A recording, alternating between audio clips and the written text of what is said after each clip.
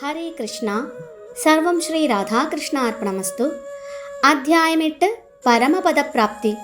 ശ്ലോകം 21. അവ്യക്തോക്ഷര ഇത്യുക്തസ്തമാഹോ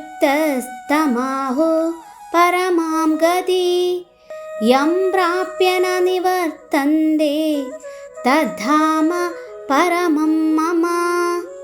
വിവർത്തനം. വേദാന്തികൾ അവ്യക്തമെന്നും അക്ഷയമെന്നും വിശേഷിപ്പിക്കുന്നതും പരമമായ പ്രാപ്യസ്ഥാനമെന്നറിയപ്പെടുന്നതും ഒരിക്കൽ എത്തിച്ചേർന്നാൽ പിന്നെ മടങ്ങി വരേണ്ടതില്ലാത്തതുമാണ് എൻ്റെ പരമധാമം. ഭാവാർത്ഥം: ചിന്താമണിധാമം, സർവ അഭിലാഷങ്ങളെയും നിറവേറ്റുന്നത് എന്നാണ് ഭഗവാൻ കൃഷ്ണൻ്റെ പരമധാമത്തെ ബ്രഹ്മസംഹിത പറയുന്നത്. ഗോലോക വൃന്ദാവനമെന്ന ഭഗവാൻ കൃഷ്ണൻ്റെ ആ മഹോത്കൃഷ്ട വാസസ്ഥാനം നികശോപലങ്ങളാൽ നിർമ്മിച്ച മണിമന്ദിരങ്ങൾ നിറഞ്ഞതത്രേ. ഓരോരുത്തർക്കും തങ്ങൾക്കിഷ്ടപ്പെട്ട ഭക്ഷ്യസാധനങ്ങൾ നൽകുന്ന കൽപ്പവൃക്ഷങ്ങൾ ഉണ്ടിവിടെ. ഒരിക്കലും പാൽ വറ്റാത്ത സുരഭികളെന്ന പശുക്കളുമുണ്ട്. ഈ ധാമത്തിലാണ് അനേകായിരം ലക്ഷ്മീദേവിമാരുടെ പരിചരണമേറ്റുകൊണ്ട് ശ്രീ ഭഗവാൻ വാഴുന്നത്. അവിടുന്ന് കാരണങ്ങൾക്കും കാരണഭൂതനായ ആദിപുരുഷൻ ഗോവിന്ദനെന്ന് വിളിക്കപ്പെടുന്നു.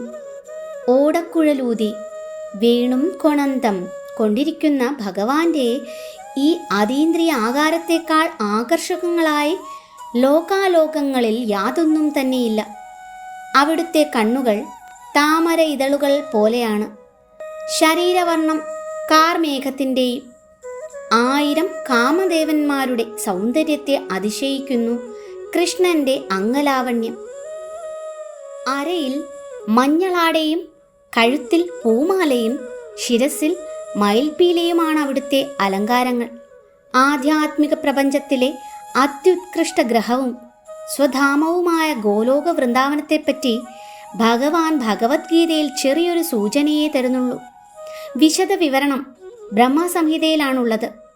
വൈദിക സാഹിത്യം പ്രഖ്യാപിക്കുന്നു ഭഗവത്ധാമത്തേക്കാൾ ശ്രേഷ്ഠമായി മറ്റൊന്നുമില്ലെന്നും ആത്യന്തികമായ പ്രാപ്യസ്ഥാനം അതാണെന്നും.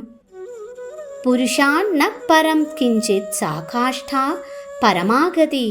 കഠോപനിഷത്ത് 1:3-11. ആ പരമപദം പൂകിയവന് ഭൗതിക ലോകത്തിലേക്ക് തിരിച്ചുവരവില്ല. കൃഷ്ണനും കൃഷ്ണന്റെ പരമധാമത്തിനും ഒരേ ഗുണമാകയാൽ ഭിന്നഭാവമില്ല.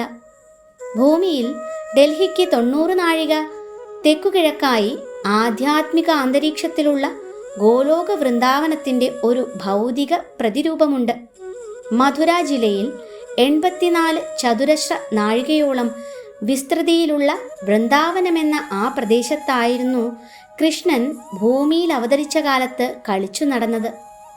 ഹരേ കൃഷ്ണ. സർവം ശ്രീ രാധാകൃഷ്ണ അർപ്പണമസ്തു.